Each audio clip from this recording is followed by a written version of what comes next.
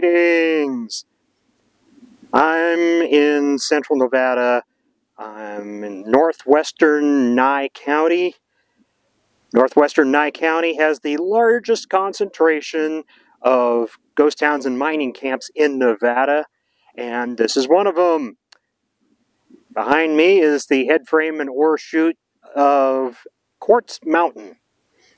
Now I'm going to take you to like 3 or 4 of these mining camps in this area. This one is the one that I like the most because of the fact that, check out that head frame. That was very well built, and they were not making them like that early on in the mining history, where the head frame and the ore chutes were all one and the same. This was kind of like a early 20th century thing where that came around, and this is just so well built.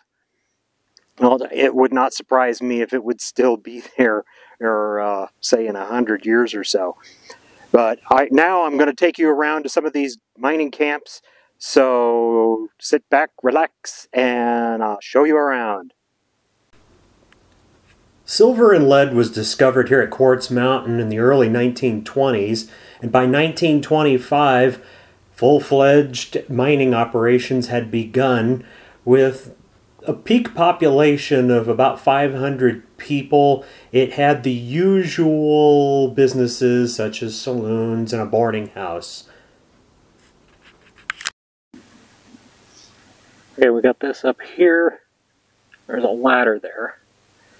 Apparently they were climbing down. And then, if I come over here, here is a shaft.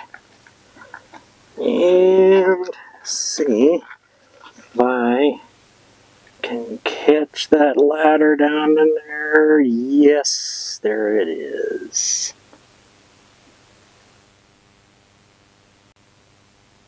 So it looks as if they would climb down that. And then there's that hole there. And then you come over here to the head frame. There's that big hole right there.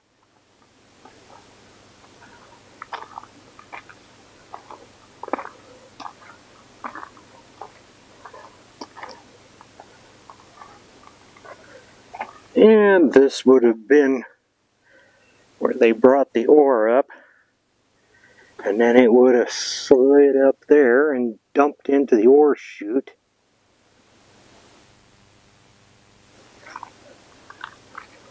Yeah, you don't really want us to get too close to that shaft. They got it all fenced off. I'm not sure, it might have collapsed. See if I can get a view inside. Kind of hard to tell.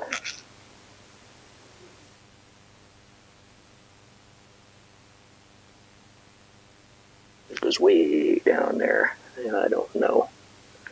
I can't get a good enough view to look down in there.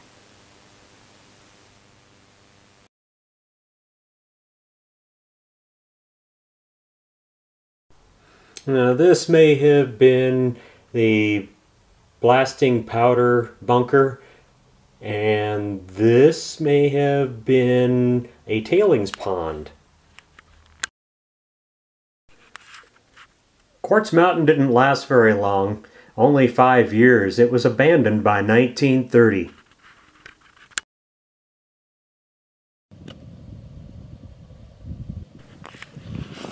Broken Hills is within sight of Quartz Mountain, and it was founded right after World War I by 2 Englishmen, a couple of guys named Joseph Arthur and James Stratford, and they mined it for a short time. I got about $68,000 worth of ore out of it, and then they sold it to a promoter named George Rice.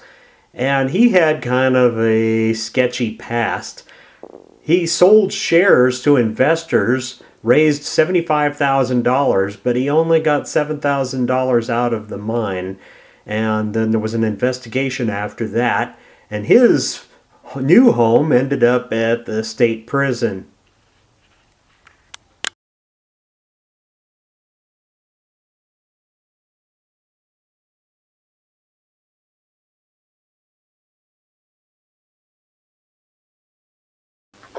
Well, it didn't turn out exactly the way I'd hoped. I was going to go to a couple other mining camps, but the road to both of them is washed out really bad. That is beyond what my truck can do. I'm not going to chance that because I am in the middle of nowhere and you do not want to break down out here. So, Quartz Mountain and Broken Hills, that's what we have. And until next time, take care.